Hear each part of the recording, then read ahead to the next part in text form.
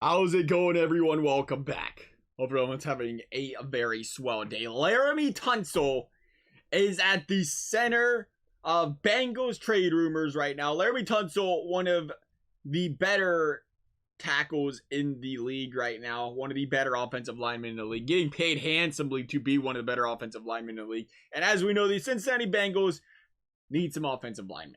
They need anybody they can get. I'll be completely honest. I'll take any sort of upgrade they can get.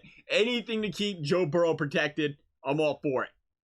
That being said, do you trade for a guy like Laremy Tunsil if you're the Cincinnati Bengals? If you really could do it. Let's say the Texans, who are a team that's rebuilding, and rebuilding mightily by the fact that they can't get their franchise quarterback to even want to play for them.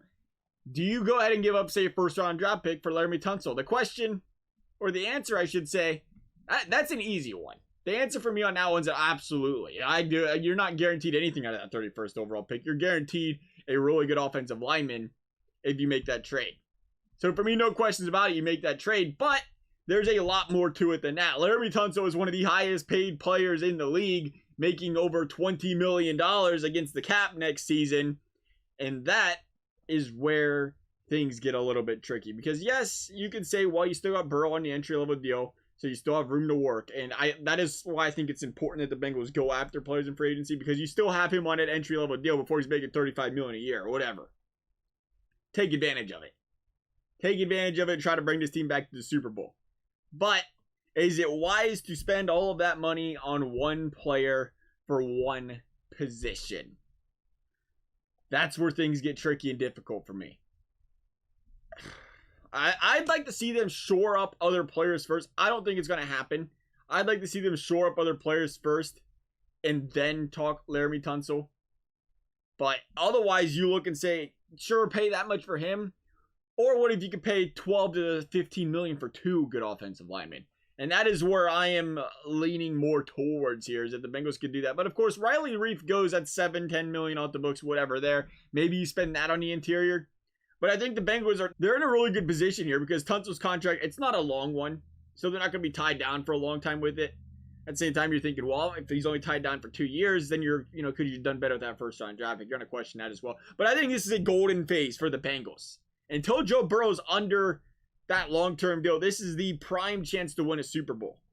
Because your franchise player isn't under an expensive contract. You got Jamar Chase, you got T. Higgins, you got some of your best players, your offensive weapons that are not under these expensive contracts that eventually you're going to have to pay. So you pay out for other positions right now if you can.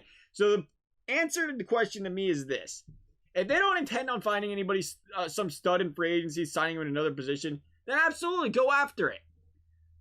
But I think if you want to take in, and this is where the $100 question comes in, $1,000, whatever, Super Bowl question comes in.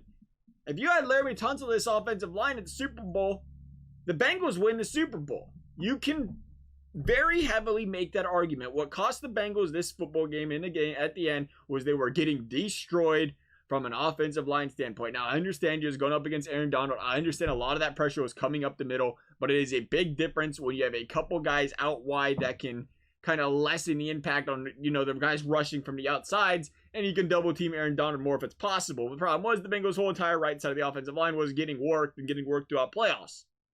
So it made it a lot easier for them to, to just do a little shimmy around, come around the outside, come around the right side, do a little cut, move, and there was the problem. But you had a guy like Laremy Tunsil in the mix, and I think the outcome's a lot different.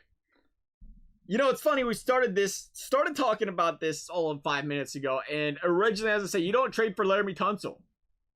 But then when you sit here and think about, if you would have added this guy, would you trade for Laremy Tunsil if that's going to get you a Super Bowl? This is a team that's never won a Super Bowl in franchise history. You're never guaranteed to get back there. And he could be that impact player. I think the defense did a superb job this season. Could you argue they played above their standards? Sure.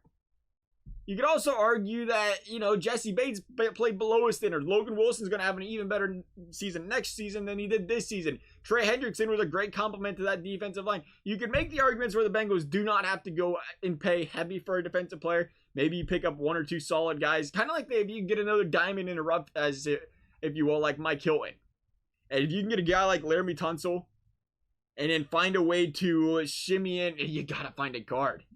You got to find a way to get a guard. I think that's important. If you can find a way to get both, I'm all for the Laremy Tunsil. Otherwise, it's important to make sure you get 2 pieces out of the offensive line. You don't need 2 studs, but if you can get 2 above average players for the price of 1 Laremy Tunsil, I think that goes a lot farther than having too big of a hole in the middle there.